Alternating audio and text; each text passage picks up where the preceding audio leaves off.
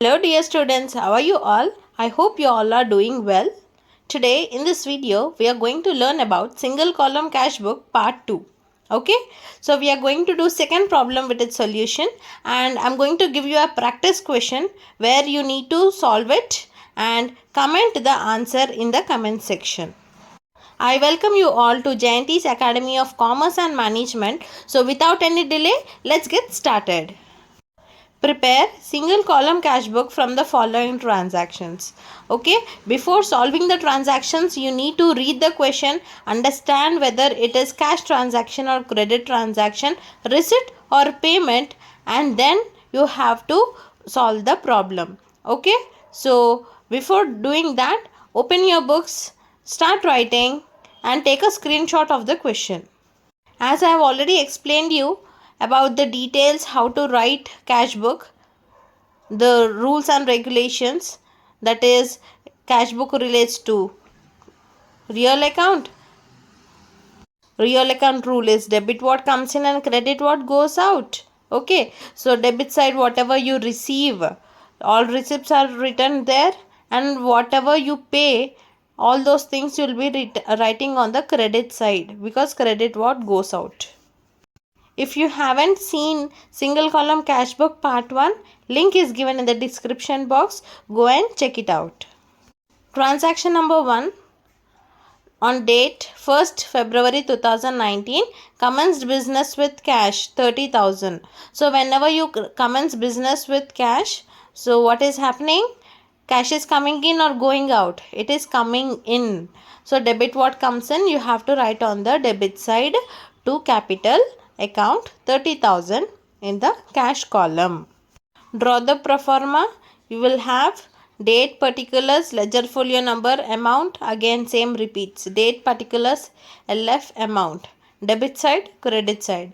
On debit side we write all receipts, and on credit side we write all payments, and in between we need to write compulsory heading, that is single column cash book.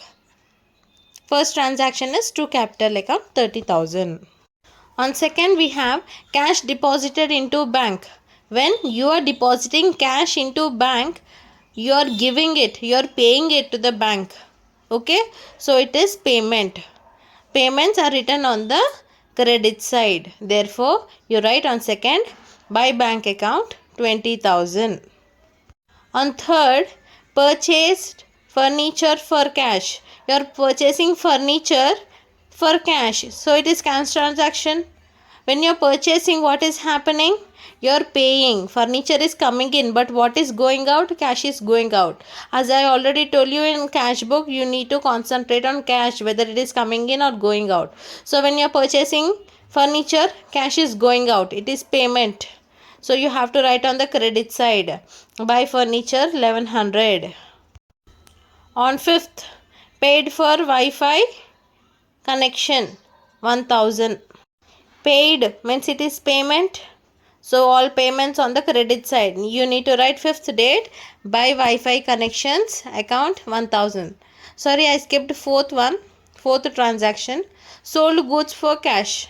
So when you are selling goods for cash, what is coming in? Cash is coming in. What is going out? Goods are going out. So you are receiving cash. Debit what comes in. So on 4th transaction, you have to write on debit side to sales.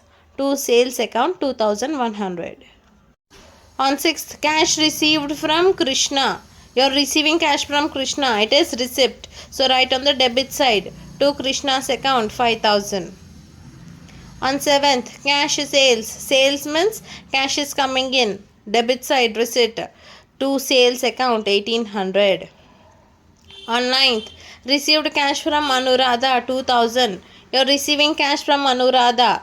So it is receipt, debit side to Anuradha's account 2000. On 10th, purchased machinery from Rekha.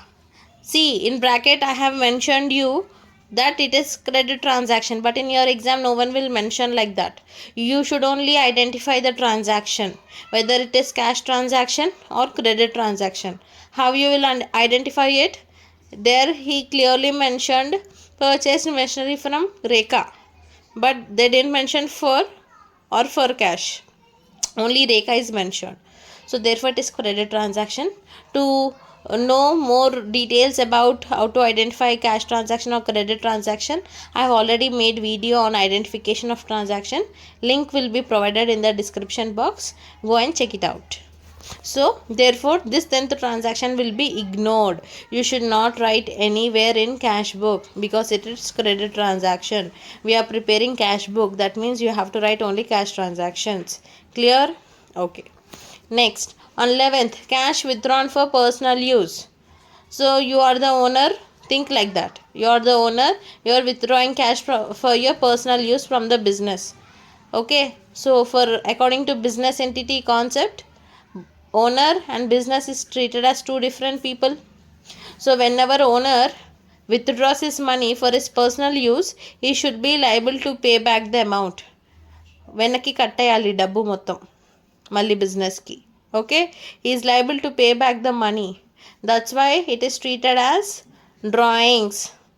You should write on the payment side by drawings account. Whenever you see it is personal use, you have to think that it is payment. He may withdraw, but he should be liable for paying back by drawings account 250. On 12th, salaries paid to office staff. Paid means payment. Salary you are paying to your office staff, so therefore it is payment. 12th transaction, by salaries, account 600.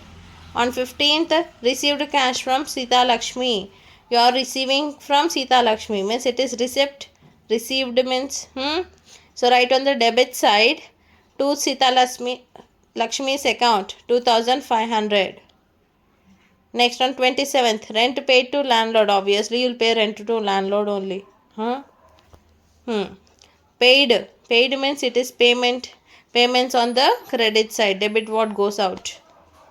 Sorry, credit what goes out. Okay, so you should write there credit side. Therefore we finished all transactions posting in cash book. Now the actual part begins, that is calculation of working notes. Take your rough book or rough paper, do debit side total and credit side total separately as seen in the presentation. Okay, now identify which is the higher value.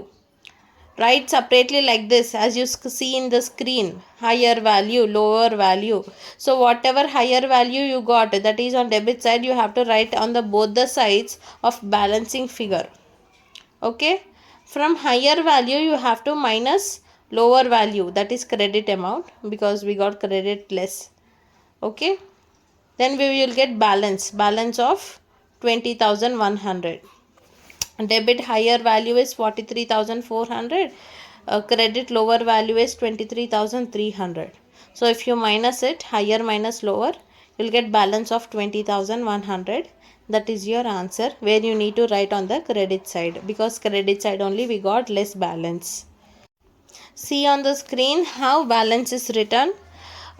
This cash book started in the month of 1st February. So come to the last date of so it is 28th February 2019. Remember, cash book is prepared for every month. So when you are starting with first date, you need to end with the last date. So last date is 28th February 2019. By balance carried down 20,100. So this closing balance will be forwarded to next month to the debit side. By balance will become to balance brought down on 1st March 2019. After 28th February, what is the date? 1st March.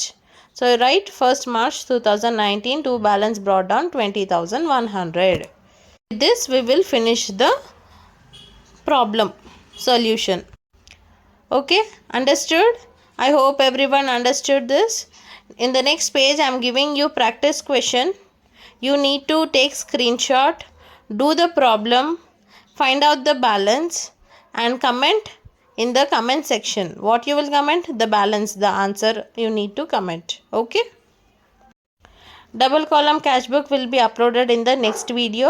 So please stay tuned. If you like the videos, please do like, share, subscribe to Jayanti's Academy of Commerce and Management and click on the bell icon for getting more notifications from us. Stay tuned, keep practicing, take care, see you in the next video. Bye.